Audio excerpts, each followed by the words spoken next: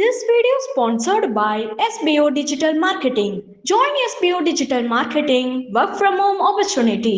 Mobile based part time job perfect for students, homemakers, and job seekers. Use your free time to earn. No fixed hours. Work at your convenience. Just share and publish content.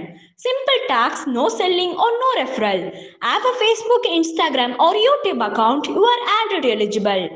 Earn daily income with instant payouts. Start from day one.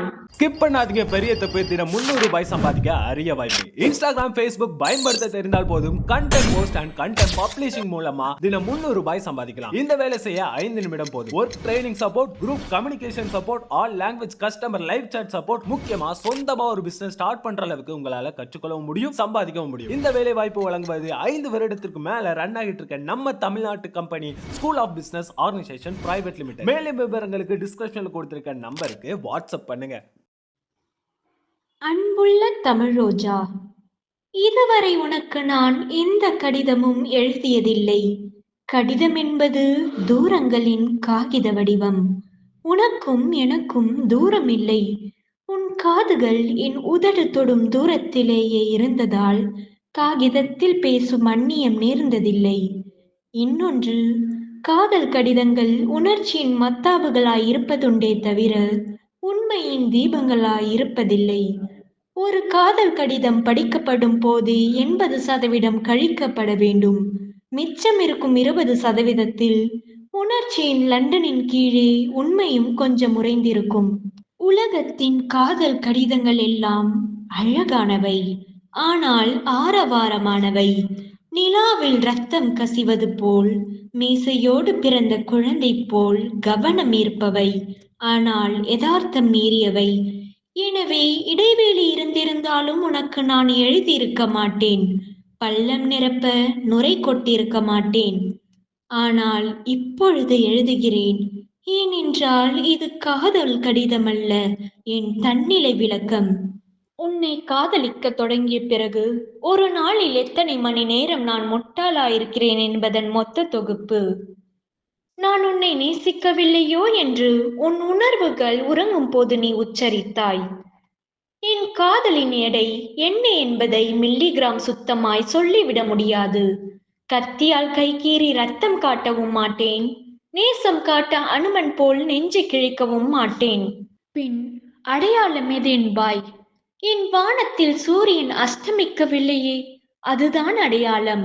எந்த புது பேனா வாங்கினாலும் என் பெயர் எழுதி பார்ப்பதை மறந்து அனிச்சை செயலாய் உன் பெயர் எழுதி பார்க்கிறேனே, அதுதான் அடையாளம். கவிதைகள் அடையாளம், என் கண்ணீர் அடையாளம். ஒரு நாள் என் அறையில் நீ தவறவிட்ட உன் பூ போட்ட கைக்குட்டை என் பூஜை பொருள். என் வீட்டு கண்ணாடியில் உன் படத்தை ஓரத்தில் ஒட்டி உன் படத்தின் பக்கத்தில் என் பின்பம் படிய வைத்து ஜோடி பொருத்தம் கண்டு சுகம் காண்பதில் என் சிநேகமான காலை பொழுது செலவாகிறது என்று உனக்கு தெரியுமா? பூமியில் அடிவயிற்றில் கனன்று கொண்டிருக்கும் அக்னி மாதிரி என் அடிமனதில் கனன்று கொண்டிருக்கும் ஆசை அக்னி உன்னை சுடவில்லையா? என் நேசம் புரியும் முன்பு நீ என் நெஞ்சு புரிய வேண்டும். உன்னை உன் வாழ்க்கைக்கு தயாரிக்கிறேன். தண்ணீர் பயம் கொண்டு தள்ளி நின்றால் நாளை எப்படி வெந்நீராற்றில் விசைப்படகு விடுவாய்? நீ சுத்த தங்கம்தான். நல்ல தங்கத்தில் நகை செய்ய முடியாது. சிறிதே கலக்க வேண்டும் செம்பு. தைரியம் செம்பு, அனுபவம் செம்பு. அதைதான் உன்னில் கலக்க நினைக்கிறேன். உன் கங்காரு மடியை விட்டு வெளியே வா. நான் சிங்கத்தின் முதுகு. ஏறிக்கொள். முதலில் தார்சூடு காணட்டும் உன் தாமரை பாதம். உன் வெல்வெட் திரை விட்டு வெளியே வா.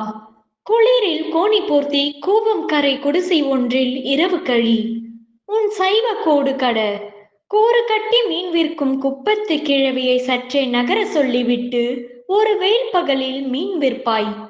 அரசாங்க லாரியில் தண்ணீர் பிடி. 2 குடம் வேர்வைக்கு பிறகு 1 குடம் தண்ணீர் நிறைவதை உணர். வெள்ளை கரண்டியோடு பிறந்தவருக்கு ஏன் வேலையற்ற வேலை என்பாய்? ஓர் ஆணியை சுமையாய் அடிக்க தெரியாதவனுக்கு வெள்ளிக்கரண்டி சொந்தமாய் இருக்கக்கூடாது. அனுபவங்கள் தடுப்பூசிகள் போட்டுக்கொள்.